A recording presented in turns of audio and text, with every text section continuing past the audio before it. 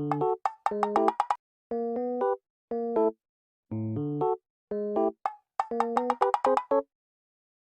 day everyone, I am Teresa Ginunez Peligro, a first nursing student in Butuan Doctors College. And this video is a functional assessment return demonstration. Functional assessment tests. Definition. Functional assessment is an essential part of obtaining a complete health history. The health history may be supplemented by standardized instruments in functional assessment. The purpose of functional assessment tests: these instruments objectively measure a person's present functional status and measure any changes over time. The Katz 1963, Barthel, and 1965. It measures a person's self-care ability in the areas of general physical health or absence of illness. The materials or equipment needed is the facility's functional assessment tool. Functional assessment test includes APGAR score for newborns, Denver II for development screening test, Katz Index of Independence and Activities of Daily Living, and the Barthel's Activities of Daily Living Index. Assessment. Number 1. Review the patient's health history and obtain subjective data about the problem areas and subtle physical changes so that the healthcare team and the patient can collaboratively create a plan that will promote health, address acute health problems, and minimize chronic health conditions. Planning. Number 2, obtain the patient's name, age, birth date, and other vital information if not yet provided for identification confirmation and in order to ensure that each patient receives the right care at the right time. Implementation. Administer the functional assessment tool. If the patient is unable to answer, have his caregiver provide the answer. Functional assessment tool is intended to uncover a variety of elements that may be influence the outcome of a preliminary evaluation. The purpose of the caregiver providing the answer when patient can't, it is because they interact with the patient and the caregiver knows how the patient acts or behave. Letter A, APGAR score for newborn. It is a simple and repeatable method to quickly and summarily assess the health of newborns immediately after birth. It was devised in 1952 by Dr.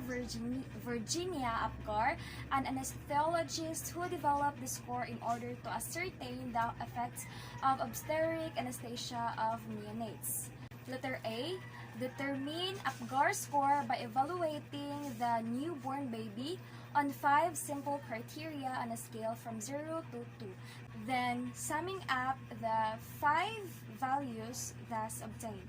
The APGAR score for newborn is done by medical professionals like doctors and nurses. It is done right after the baby is born to monitor and analyze the newborn's heart rate, muscle tone, and other signs to evaluate whether further medical help or emergency care is required. It is a widely acknowledged and practical means of reporting a newborn infant's condition as well as his or her responsiveness to resuscitation if necessary. Letter B, the 5 criteria of APGAR score. Number 1, A for activity or muscle tone. Observe their resistance to any effort to extend their extremities. Number 2, P for pulse or heart rate. Auscultate newborn's heart rate with a stethoscope or observe and count the pulsations of umbilical cord at the abdomen if the cord is still uncut. Then number 3, G for grimace, for reflex and irritability. Observe response to a suction catheter in the nostrils or response to having the soles of the feet slapped. Then number 4, A for appearance, for skin and color. Then number 5, R for respiration, for breathing rate and effort. Observe and count chest movements. And letter C, determine Apgar score by evaluating the newborn baby on 5 simple criteria on a scale from 0 to 2, then summing up the 5 values thus obtained. Number 1. Score of less than 4 indicates serious danger of respiratory or cardiovascular failure. Newborn needs resuscitation. Number 2, score 4 to 6 indicates a guarded condition. Newborn may need clearing of the airway and supplementary oxygen. Then, number 3, score of 7 to 10 indicates that the infant scored as high as 70 to 90% of all infants as 1 and 5 minutes after birth or is adjustable to extrauterine life. Then letter D, the score is given for each sign at 1 minute and 5 minutes after the birth. If there are problems with a newborn, an additional score is given at 10 minutes.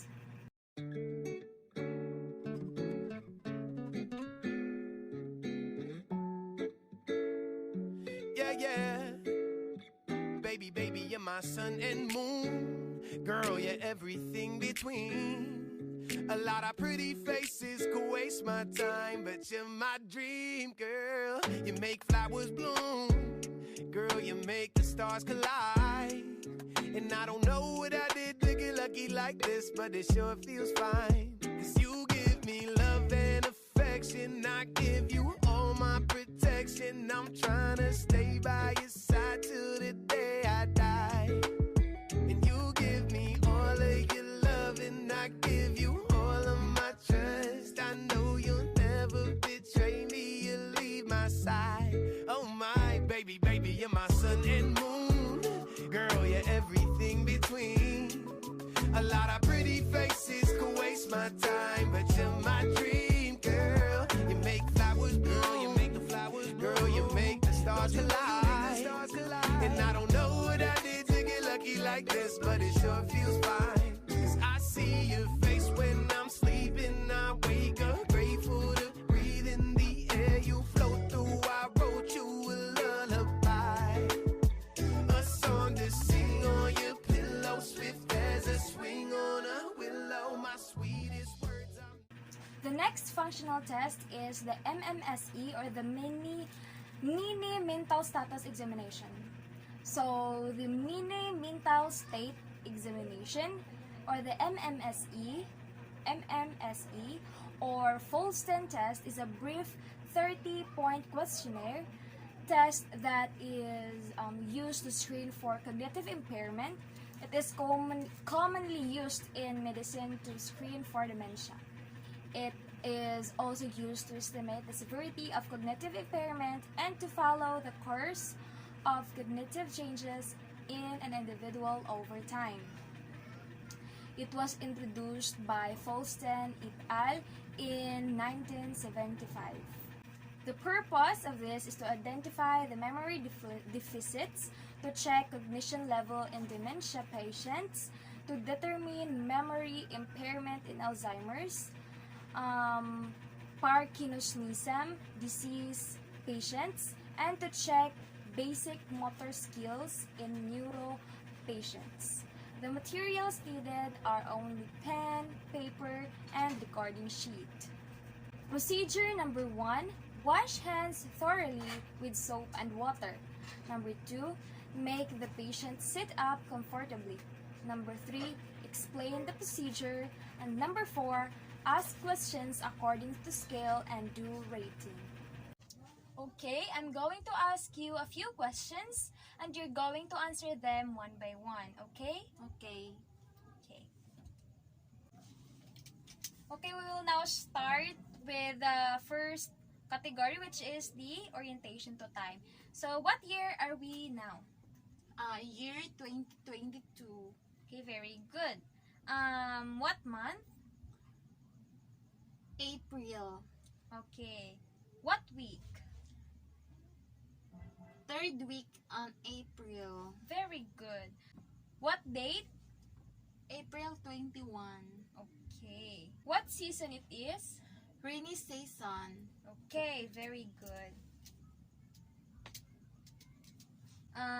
Okay, let's proceed now to the second category, which is the orientation to place. So, what country are we in? Country. The Philippines. Okay, very good. What state? Mindanao. Okay. What city? Bayugan City. Okay, very good. Okay, let's proceed now to the category number 3, which is the registration. So I'm going to show you the 3 objects and I'm going to name them. And you have to remember them and repeat them because I'm going to ask you in a few minutes about their names, okay? Okay. Okay, so I'm going to name their first. So this is lip tint.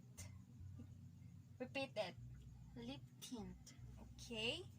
Powder. Baby powder. Powder. Powder.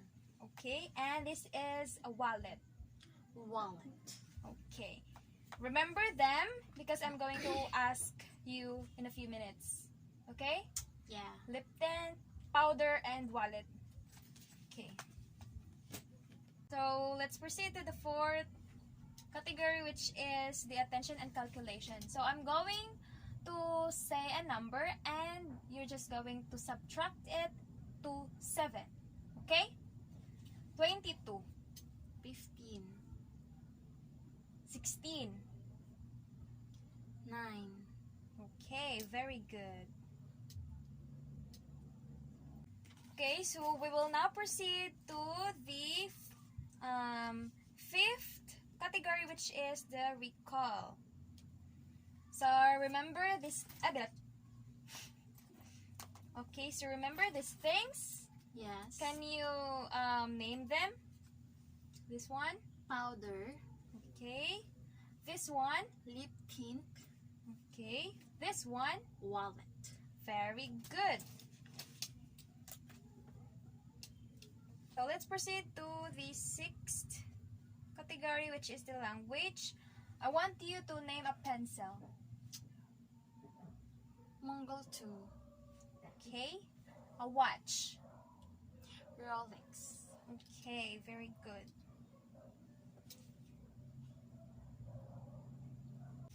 Then we'll now proceed to the 7th category, which is the repetition. So I have here a sentence and you're going to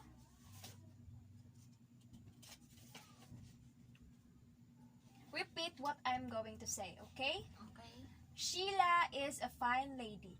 Sheila is a fine lady. Okay.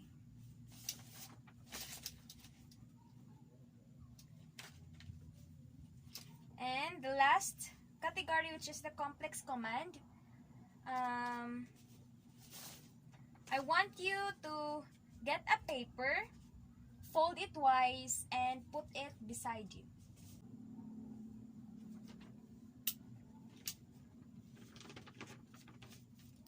One. 2. Okay, very good. Okay, I want you to repeat this picture. Okay. The draw.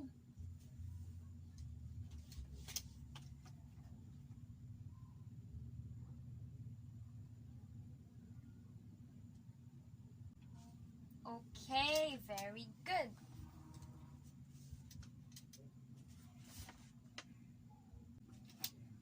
Yay, we're done! For interpretation, any score greater than or equal to 25 points out of 30 indicates a normal cognition.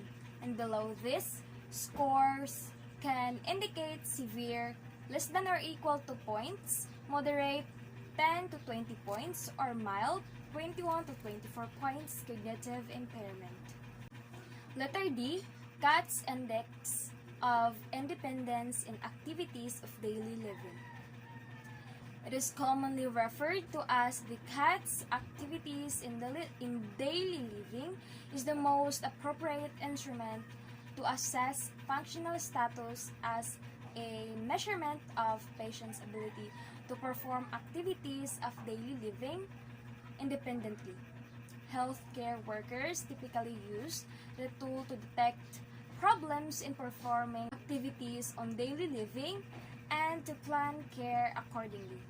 The instrument is most effectively used among older adults in a variety of care settings. Baseline measurements taken when the client is well are compared to periodic or subsequent measures. The tool is used extensively as a flag signaling functional capabilities of older adults in clinical and home environments. The index ranks adequacy of performance in the 6 functions of first, bathing, dressing, toileting, transferring, continence, and feeding. The CATS Activities on Daily Living tool assesses basic activities of daily living. It does not assess more advanced activities of daily living.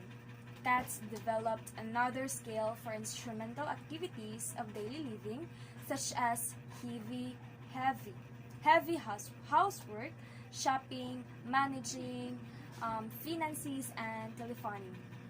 It also describes the functional level at a specific point in time and scores the client's performance in a 3-point scale. When it comes to scoring, 6 indicates a full function, 4 indicates a moderate impairment, and if it is 2 or less, it indicates severe functional assessment.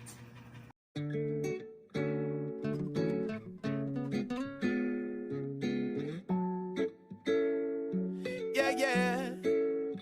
Baby, you're my sun and moon. Girl, you're everything between. Letter E, Barthel's Activities on Daily Living Index. It consists of 10 items that measures a person's daily functioning, specifically the activities of daily living and mobility. The assessment can be used to determine a baseline level of functioning and can be used to monitor improvement in physical activities of daily living over time. The items include feeding, moving from wheelchair to bed and return, grooming, transferring to and from the toilet, bathing, walking on level surface, going up and down stairs, dressing, continence of bowel, and bladder. The higher the score, the more independent the person is. Provide information to help determine assistance needed. The Barthel ADL Index, or the Activities and Daily Living Index Guidelines. Number 1, the index should be used as a record of what a patient does, not as a record of what a patient could do. Number 2, the main aim is to establish degree of independence from any help, physical or verbal, however minor and for whatever reason. Number 3, the needs for supervision render the patient not independent. And number 4, a patient's performance should be established using the best available evidence, asking the patient friends or relatives and nurses and the usual sources, but direct observation common sense are also important. However, direct testing is not needed. Number 5, usually the patient's performance over the processing 24 to 28 hours is important, but occasionally, longer periods will be relevant. Number 6, middle categories imply that the patient supplies over 50% of the effort. Number 7, use of aids to be independent is allowed.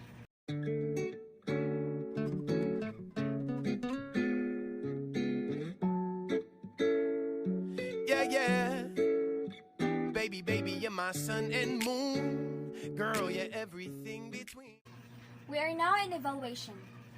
Number 4, evaluate the overall well-being and self-care abilities. Number 5, provide feedback about the assessment made. Number 6, record patient's reaction to the procedure. It is to determine if the client is doing the task in his or her own and to know the feedback of the client, and also to develop a deeper understanding of how to improve healthcare and the healthcare status. In documentation, number 7, document all assessment findings according to your facility's policy. Number 8, document patient's reaction to the procedure. By documenting all of the tests and using the information acquired from the beginning of the assessment, a plan of care may be produced, and family or carers ensuring that clear expectations of care are met. That's all, and thank you for watching. Bye!